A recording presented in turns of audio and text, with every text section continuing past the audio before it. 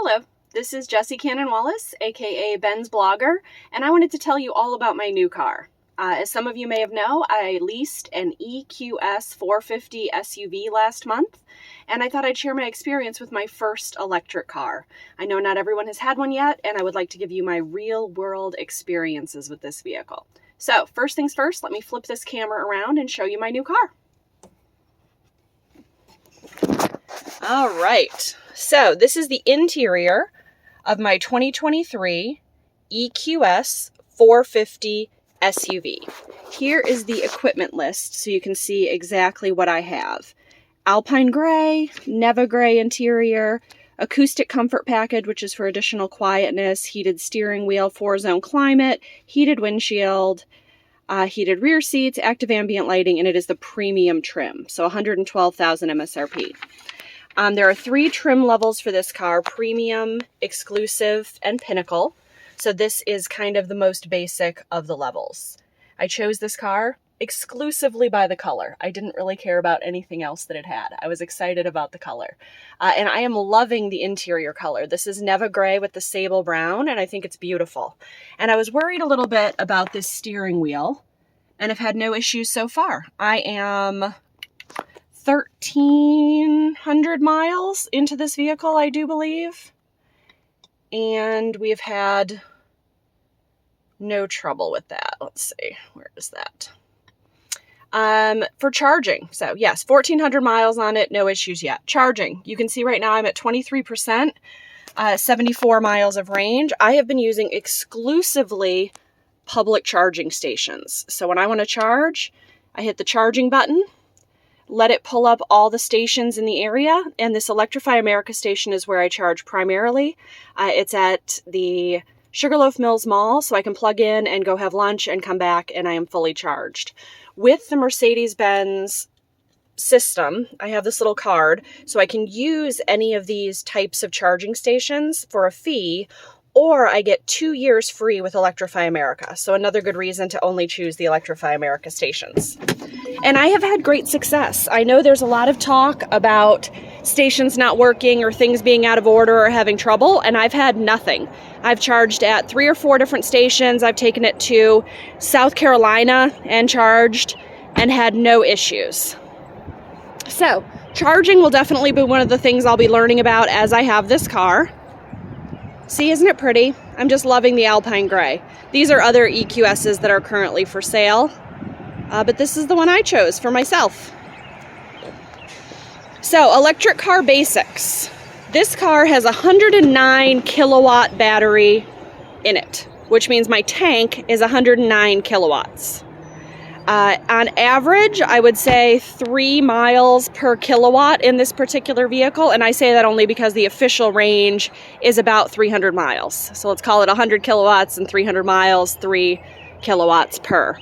There are 3 ways to charge the vehicle: levels 1, 2, and 3. 1 would be like a 115 volt outlet. You will not charge that way, but that would get you, see, I'm actually using it for things.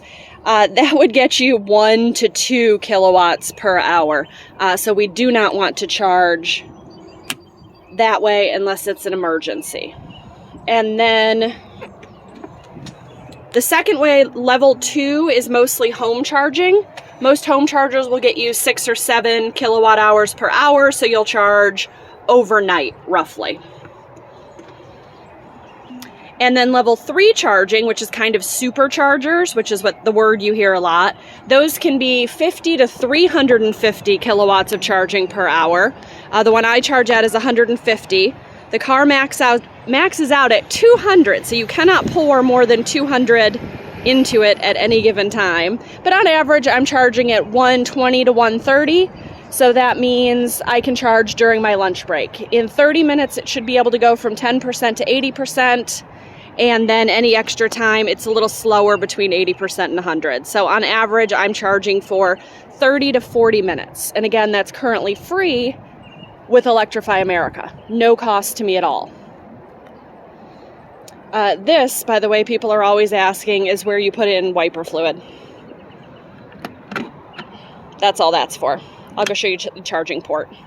So there are 4 EQS models with Mercedes-Benz currently. That's an EQB. Then there's the EQE.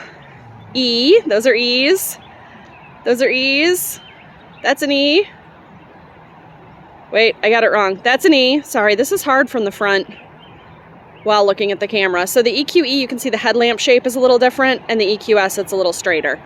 So 2 big SUVs, 1 small SUV, and then there are sedans as well, the EQS and the EQE sedan, and several different power ratings as well. So this is the 450, which is less power than the 580.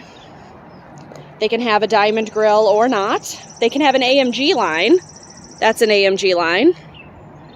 Or not. And that's just a visual difference. So, what was I saying? Battery charging. So, if we look in here, this is my fuel door. This is level 2 charging. This is level 3 charging when you're using all of that. Most commercial stations in the US have this charger, which I think is called CCS. Tesla uses a different one, and then there's another one called CHAdeMO, which is common for the Nissan Leafs. So you do have to be aware of what type of plug that you're using, but this is by far the most common at non-Tesla charging stations.